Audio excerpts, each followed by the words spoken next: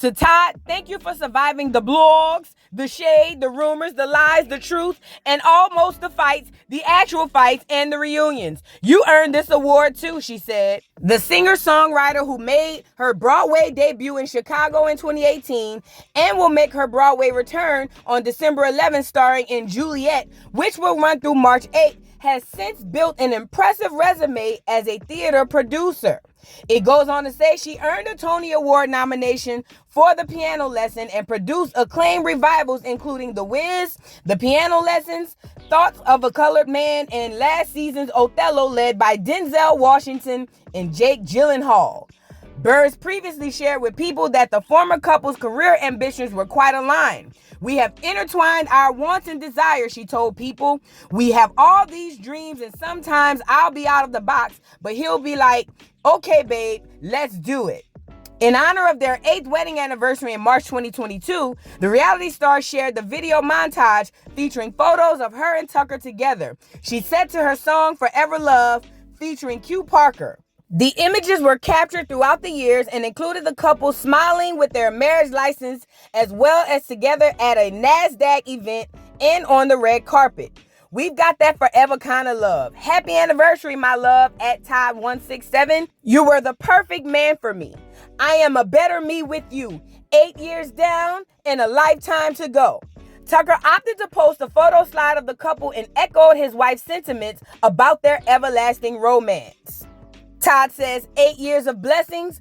God is so amazing, he makes no mistakes. We have a forever kind of love, he wrote in the caption. I look forward to our future together and a lifetime of love. Happy anniversary to my amazing wife, Kandi. I love you. And that was the end of the article, and I ain't gonna hold you. My face reading that article was just like Mama Joyce. Girl, I know you ain't lying to me. Okay, now that we got the semantics of the article and all of that out the way, let's get into why I really want to get y'all down here and tell y'all what's going on and what I thought. Girl, let me tell y'all something. Kandi girl, you lied to us. You told us every man wants a woman. That's what you said. And you got a man and he done got you and let you go. Girl, first and foremost, when it come down to Kandi and Todd, everybody already knew this wasn't gonna last, girl. I mean, even Mama Joyce. And the fact of the matter is, myself included, but all of us in the world, we've dragged Mama Joyce for her foresight. And the fact was, she knew exactly what she was looking at. Todd ain't worth two nickels rubbed together, and I knew it when Mama Joyce said it. I didn't like the way she said it, nor her delivery. However, I knew the truth when I heard the truth. Now, a lot of people won't admit that Mama Joyce was right, but I'ma say it online for everybody in the bike. Mama Joyce never blessed this marriage from day one, and we all thought she was just mean and hateful, and maybe she is a bit. I don't know the lady from a can of paint. However, what I will say is Mama Joyce might be mean. Some people might even think she's evil, but I've never heard nobody call her a liar. The signs for Todd, Tucker, and Kandi not really being equally yoked was there from the very beginning. And I know most people are going to jump out the window and say it was the money. And while I believe money is a big part of it, I don't think that's all of it. But we're going to get into the money as well. See, the thing about it is Kandi was already established before she met Todd. But this seemed to be a pattern of behavior for Kandi. Kandi loved meeting guys who did not do well the way that she did financially. And I don't know if this is a thing that some black women have where they like to be in control of men. And one of those ways of control through these men is typically through money.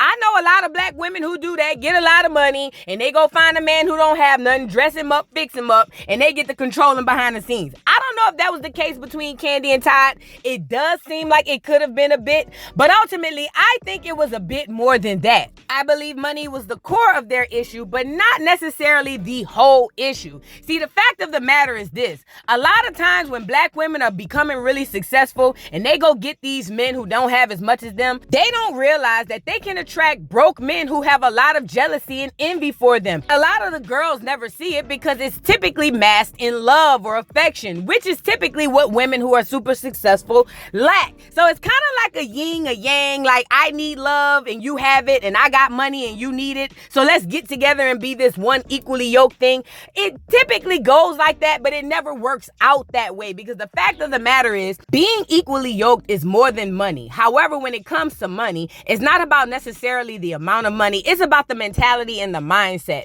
And what we knew when they first got together was Kandi and Todd were not the same. Not only just mindset wise, but just even mentality wise. Todd was the guy who worked behind the camera and he was the producer guy. Kandi was the star. And while sometimes those things can work out, a lot of times they just don't. It's always going to be a dynamic where one of the people in the relationship, typically the one who doesn't have as much, is going to be envious and jealous of the person with everything. And typically the person with everything is going to kind of inadvertently treat the person with less a little bit worse or a little bit down, simply because they know that they have the upper hand. I ain't making it up, y'all. It's just sociology and psychology. Go read a book. At any rate, Mama Joyce and her sisters always thought that Todd had something up his sleeve. And Mama Joyce was coming more from the angle of money and finances, which makes sense because Kandi did have it all. Plus, she had a horrible track record of dating men with nothing. So Mama Joyce had the right idea by saying it was a money situation. She was even right on track with her sisters telling Kandi that he's trying to do some scheming to get in somewhere. What I believe happened is we, especially women, we as young women who have horrible relationships and sometimes tumultuous relationships with our parents, we saw Mama Joyce going in on Todd and we just automatically thought she was being mean. We thought she was being hateful and spiteful. And maybe Mama Joyce was a little bit mean, hateful, and spiteful. But the fact of the matter is Mama Joyce and her sisters were the only ones here with the fortitude and foresight to know that Todd really didn't want Kandi. Y'all remember this clip? They went to the Ultimate Club. Carmen was sitting on his lap. When he told me that, I said, oh, hell, I paid double for that. But at the end of the day, he never got no pictures. He was telling you a story, Mama. Well, it could have been a scheme that Todd set up for him to come to you with the bush. If y'all recall this clip, this is before Kandi married Todd, and Mama Joyce was running around town trying to get proof that Todd was out here cheating, skeeting, and beating. And I ain't gonna lie, now that we in 2025, Mama Joyce wasn't lying. Now, I don't know about the karma part, but she definitely wasn't lying about Todd skeeting and beating, because I live down the street from Atlanta, and they say him and Collateral is out there swinging. Do you hear me? Nevertheless, Mama Joyce's whole situation with Todd was she believed that he was there for ulterior motives, i.e. her money, but he was gonna cheat and do whatever it was he wanted. And Kandi and us, especially us in the crowd, didn't want to hear none of it because of our trauma. And I ain't gonna lie, Mama Joyce is a bit triggering with the way she delivered her news. However, she was right, because Kandi and Todd had started having situations in their marriage where Todd wanted to get away from Kandi, and also he wanted to have his little time and space. And while I think that he should have time and space away from his partner, and everybody should because it's healthy in every relationship, I believe Kandi and Todd's situation was a bit more dependent on each other than they would like to lead on. Like, for instance, I do believe that in some point of the relationship, Todd had to depend on Kandi for almost a lot of everything. When I say that, I'm trying to be generous because Todd is a quote-unquote man. However, when he came into the situation with Kandi, he came in with cleats and a book bag like Krishan did on Blueface. Let's be real. Yeah, he had a couple dollars, and a lot of black women like to prop that up like, oh, he wasn't broke. And when I say he wasn't broke, I don't mean literally broke. I just mean according to what Kandi was making, he was broke. When it comes down to a relationship dynamic and being equally yoked, him not having as much money as Kandi was going to be a situation in the future. And it's normal life. And the reason that is because one of the people in the relationship is much more abundant than the other. That's going to always call for an uneven playing field or unequally yoked situation in a relationship. I'm sorry, it just is what it is. And then also, this leads people to wonder why Todd is there. Why does he want Kandi? Because if we being completely honest, at the beginning of this, it seemed like Kandi was more into this than Todd. However, it seemed like Todd was here for the ride. And for people who use people in relationships,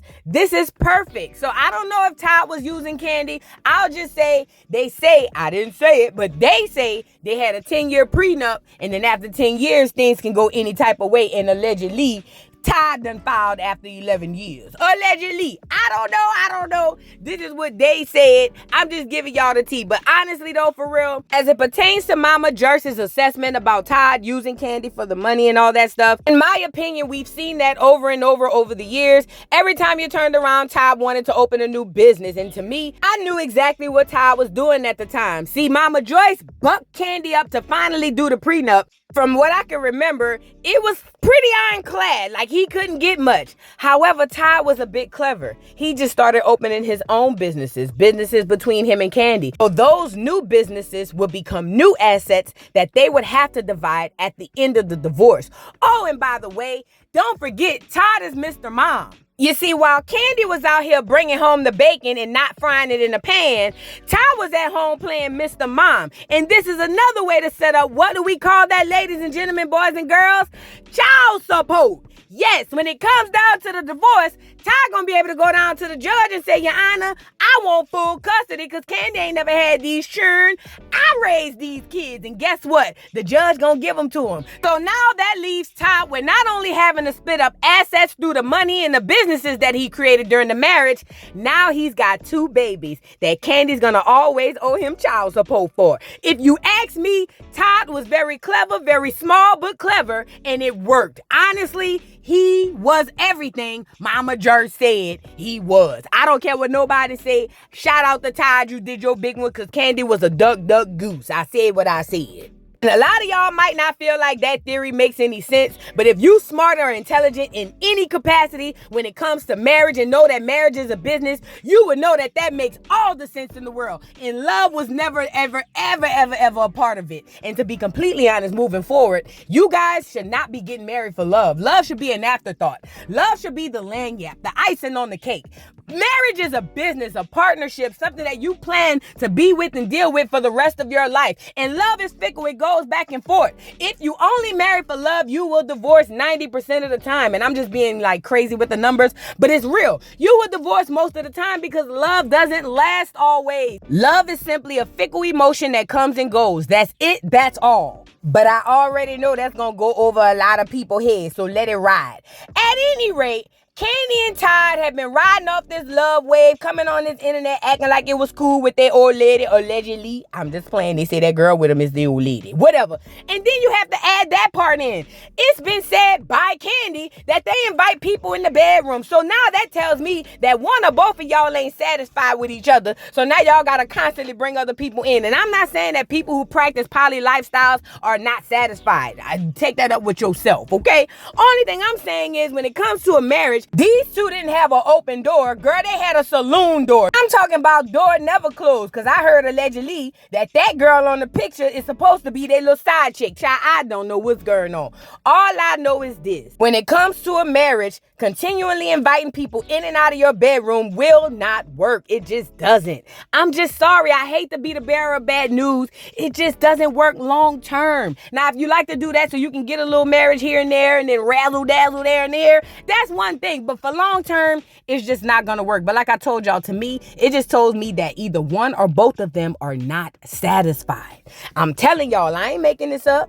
And if you want me to be completely honest, you want me to tell you what I really believe? What I really believe is Baritone Burrass over here is really a daggone the low. And she only with Todd to save face. And she the one was around there getting all them hoes. I said it, yeah, that part. So anyway, the point of the matter is this was all gonna fail from the beginning because the foundation was jacked up. They were unequally yoked as far as money. Kandi, I believe, is a daggone the low. And not to mention, Todd had the windmill for his life the last 10 years with Mama Joyce because she could see right through him and she would give him crap all the time. So y'all, I believe this was destined to fail from the beginning. I don't know about y'all, but I'm telling you now, I believe this thing was destined to fail from the beginning. Now, Kandi put out that little note saying, you know, respect the privacy and we're going to co-parent amicably and all of that stuff. And I'm telling y'all now, relationships are breaking up in 2025 for a reason. That's God. God separating all these fake relationships and putting people where they need to be. And Kandi, I don't know where he going to put you, Baritone Burrass. with your smokestack lightning voice ass girl. But wherever he put you, it seems like it's not gonna be in a good place. Cause I don't know if y'all been noticing this. Kandi's luck has not been going as well as it has in the past. I know she's got a Broadway thing and she's redoing shows that's already been done. However, prior to this, when Kandi was over there on RHOA, she was over there really riding around and getting it. It seemed like soon as she got fired from RHOA, things started to go downhill, including her restaurants and now her marriage. I don't care what nobody say. Y'all can sit up here and act like, oh, she'll be fine because Kandi is rich. Kandi is this. I'm telling y'all now, these celebrities ain't what y'all think they is. And I know she's going through it because nobody wants to lose their businesses, their job, and a husband all in the span of a couple of years. Nobody wants to do that. So y'all can go ahead and lie to yourselves in the comments. But I'm telling you now, Kandi should be in a fetal position somewhere because if she ain't, she must be a damn superhero or something, because that's a normal reaction to losing everything in such a short period of time. Now, even when I look at this video that's playing in the background, I remember Todd was asking Kandi for space and all that stuff. And I recall the people saying, oh, it's only because Todd wants to cheat. And while I believe that is the case, I also noticed something different in this slide too. One thing I noticed was Kandi was super dependent on Todd's energy. It was almost as if Kandi wanted to have her cake and eat it too. She wanted to have all her friends in her marriage, have all of this stuff going on around her, but she just needed Todd up under her. Even in this clip, Todd was explaining to her, hey girl, I just need my own space and have my own friends and my own time. And Kandi, along with her friends, could not comprehend it. I'm telling you, something is wrong there. I believe that Kandi has some trauma that she needs to deal with because there's something there that makes her feel the need to have Todd there, or at least someone there in her energy. That's something she needs to work on. And to show you exactly what I'm talking about, check out this clip of Kandi and Todd talking about wanting space. And when you do, don't just look at what Todd is saying. Pay attention to how Kandi is responding and the questions and things that she's saying. She's literally showing you that she is super dependent or codependent on Todd being there, even though she's got 1,000 things going on, y'all. Check this out. I'm around you and your friends, right? We all friends. Yeah. Y'all friends. So you're interacting with your friends. I'm not interacting with my friends. I don't want to get in a conversation about your friends. It's not about that. It's not about conversation about my friends. It's about me. I don't really feel like you always say yourself you don't have a lot of friends. It's not about how many you have. And then you typically, on your own, become friends with some of my friends. Because you fucking flood me with them most of the time. Most of the time I'm with you. I'm not flooding you. I become friends with your friends because I'm always with you and your friends. You started your own podcast with my friends. I didn't tell you to do that. Welcome to Todd and the Glam Squad, everybody. Do you ever listen? See how you get those things? Because you don't listen. These are your friends, right? Okay. I've become cool with them and friendly with them because of you. I don't call Tay, I don't call Jody. So they're your friends. Okay. But I'm cool with them. Mm-hmm. I'm cool with most of your friends, right? Okay. So all I'm saying, I don't have friendly interactions that much now with my friends. So it might mean that I need to take a break from my hibernation and be social with my friends. Does that make sense? Okay. Now, question, this is for the ladies who trying to figure out what to do in order to keep their man at home. Like, what do you suggest? You don't keep a man at home. Okay, so what do we do 24/7. You don't chain him up like a damn dog. Okay, not keep him at home, but how do we prevent them from needing a break? Like, what can we do to make their lives like... Give them a break before they go to Tampa. Okay. Ooh. Right, Ralph? I'm just saying, like, don't throw the pressure and stress on top and make them like, come on. You don't want that. You don't want that. Ty, you just need to go watch the game. And you need to go to like basketball games. Pressure, stress on you. Huh? I never said you can't go out. No, I didn't say that. But when I said that, you was like, well, why you don't want to be with me? It wasn't like, yeah, babe, you do, because you've been. I didn't even think you could say that. Because I enjoy being around you, but if you don't enjoy being around me, that's a problem. And see, that's the problem right there. You don't enjoy. I never said I don't enjoy being around you. Don't make it a thing when it's not. So y'all saw that small part of this clip, and let me tell you something I picked up in this situation. Kandi had Todd up under her like a little pet, like a little puppy, and he was trying and windmilling for his life to get up out of there, and Kandi and her so-called friend stylist could not comprehend that. As a matter of fact, it sounds to me that birds of a feather flock together, and Kandi and them stylists need to go heal and get some doggone therapy, because all of these women are trying to figure out how to find a man and hold them so close that they smother him to death. That to me is a huge issue and a huge red flag. Kandi is sitting up here acting like, oh, we just gonna keep it private and da-da-da-da. She going through it, y'all, as she should, because I would as well. But she probably needs to figure out what's going on internally to make her feel like she have to have Todd up under her like that, because that man was trying to get some air and some freedom. I swear, I remember this live like it was yesterday. And as it pertains to Kandi just allowing all these people inside of her bedroom, I've noticed that Kandi has been the type of girl who's been super vocal, super open about her sexcapades and inviting girls and other people inside of her bedroom. And a lot of people applaud that and think that that's cool and cute. And honestly, I don't have no issue with it. However, when it comes to a marriage and your marriage being ruined, I think that that played a huge part. Think about it. Kandi is going around telling everybody that she invites people in her bedroom and that they do it often. And everybody's like, oh, okay, that's nothing. But when you really peel back the layers, I would ask myself, why is it that she always needs somebody in the bedroom with her? Like, it's one thing if y'all, out doing your little 1-2, but it seems like it was a ritual inside of this marriage for Kandi and Todd. Y'all, check out this clip where she's telling her little friend about how her and Todd having threesomes. Check this out. Curves 230 said threesomes never work. That's not true. I done had a threesome and it worked just fine. It worked great, actually.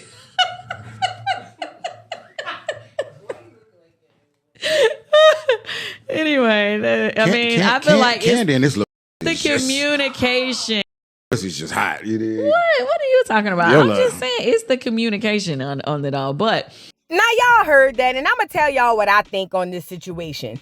Out of this marriage, to say that Kandi is the woman and Todd is the man and they having threesomes, I rarely hear Todd going around saying it. I always hear it comes from Kandi, and that tells me sexually she's the more aggressive or masculine one in the bedroom. And that also tells me it's Kandi who's probably seeking out these threesomes and not Todd. You see, it was already rumored that Kandi had a little side piece chick, the girl who was on Real Housewives one of them seasons, and they have been taking vacations all over the place, all on Instagram, and everybody seen it. Now, when I started to pay attention to these so-called threesome rumors, I started to realize Kandi was enjoying this a bit way more than Todd. I ain't gonna hold you. It seems like Todd was just there for the ride. Like, oh yeah, I'm just here to provide the beef. But other than that, I'm just here to see what y'all doing when she gonna bring it to the bed, because he just not really satisfied with Kandi at home neither.